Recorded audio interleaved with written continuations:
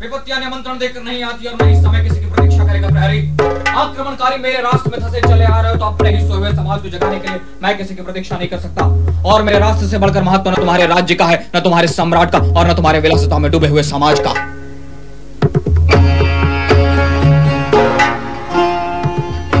मैं मगध के महामंत्री एवं अमात्य राक्षस से बात करना चाहता हूं। मैं हूं मगध का महामंत्री, कहो क्या कहना है। मैं तक्षशिला का एक शिक्षक सहस्त्रों योजन प्रवास कर आपसे सहायता मांगने आया हूं।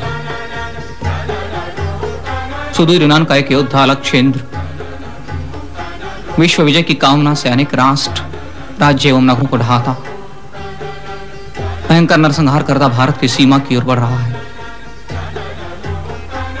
तक्षशिला के सम्राट आंभी की उससे भी संधि हो चुकी है। आंभी आक्रांताओं के लिए भारत का प्रवेश द्वार खोल देगा और क्या के राज पर्वतेश्वर अकेले हाथों इस झंझावात को रोक न पाए। पंचनद के गणराज्यों में एकता का अभाव है, विनाश निश्चित है और कोई कुछ कर नहीं रहा है। राष्ट्र के गौरव पर संकट आया और कोई कुछ कर नहीं रहा है। राष्ट्र पतन के कगार पर खड़ा एक धक्के की राह देख रहा है और कोई कुछ कर नहीं रहा है। भारत की असुरक्षित सीमाएं आपकी प्रतीक्षा कर रही हैं और कोई कुछ कर नहीं रहा है। इस राष्ट्र को मगध के सामर्थ्य की आवश्यकता है और मगध अभी तक सजग नहीं हुआ, सज्ज नहीं हुआ। इसलिए मैं आपसे प्रार्थना करने आया हूं कि आप मगध सम्राट को भारत की सीमा रक्षा का दायित्व ग्रहण करने के लिए तत्पर करें,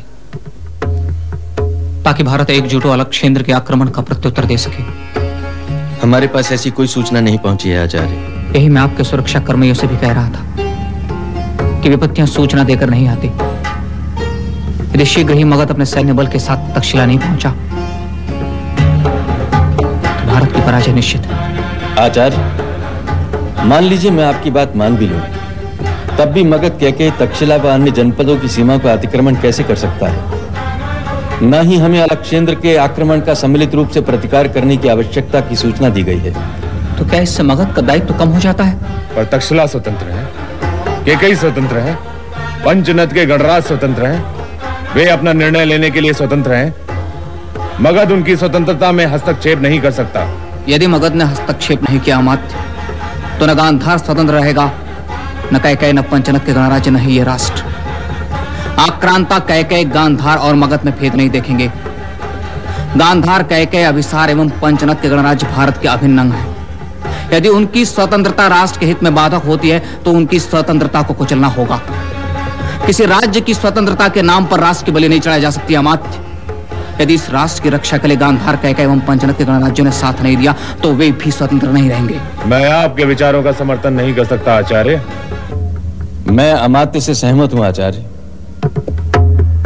आमंत्रण के अभाव में मगध किसी भी राज्य की सीमा का अतिक्रमण नहीं कर सकता। यह मगध की परंपरा के विरुद्ध होगा। राष्ट्र की सुरक्षा का प्रश्न कोई उत्सव नहीं है कि आपको युद्ध के लिए आमंत्रण दिया जाए, और मैं मगध की परंपराओं से अनभिज्ञ नहीं हूं मंत्रीवर। पर यह समय विवाद का नहीं है, इसलिए इस संदर्भ में मेरा मौन ही उचित रहेगा। पर इतना अवश्य कहूंगा कि मैं आपके पास मगध की परंपराओं से प्रभावित होकर नहीं, उसके सामर्थ्य के कारण आया। प्रश्न मेरे राष्ट्र की सुरक्षा का है, इसलिए आप चाहे मेरे विचारों से असहमत क्यों न हो, मैं आपसे इस प्रश्न पर गंभीरता से विचार करने के लिए प्रार्थना करूंगा। इस राष्ट्र को मगध के सामर्थ्य की आवश्यकता है मंत्रीवर, इसलिए मेरी आपसे प्रार्थना है कि आप सम्राट से इस विषय पर विचार विमर्श करें या मुझे सम्राट तक पहुंचा दें। मैं सम्राट से प्रार्थना करूंगा, मैं सम्राट को इस विषय की गंभीरता से परिचित कराने का प्रयास करूंगा। आचार्य,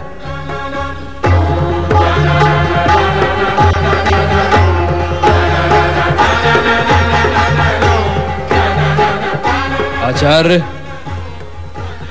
मगध का सामर्थ्य आपको भीख में तो नहीं मिल सकता है जिसे आप अपनी झोली में ले जाएं। जाइए, अपना समय व्यर्थ मत कीजिए, हमारा भी समय व्यर्थ हो रहा है। जाइए। महामंत्री, आप मेरी बात को गंभीरता से लीजिए। यह प्रश्न राष्ट्र की सुरक्षा का है। आप इस तरह से तो अपने उत्तरदायित्व से मुंह नहीं फेर सकते। यदि इस राष्ट्र के गौरव का हनन हुआ तो मगध भी अपने गौरव की रक्षा नहीं कर पाएगा। मगध को भी उसके दुष्परिणाम भुगतने होंगे। महामंत्री, अमात्य,